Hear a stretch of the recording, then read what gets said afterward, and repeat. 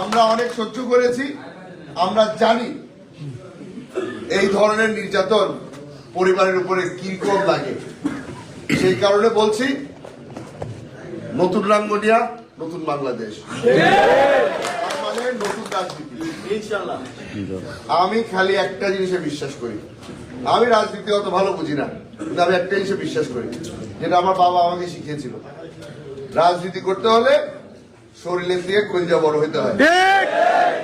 আর আমরা এবার প্রমাণ করে দেখাবো যে আমাদের কলজা বড়।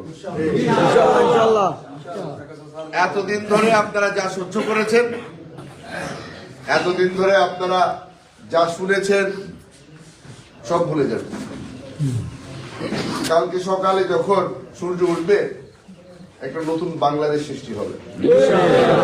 নতুন বাংলাদেশের মধ্যে আমরা রাস্তা দেখাবো।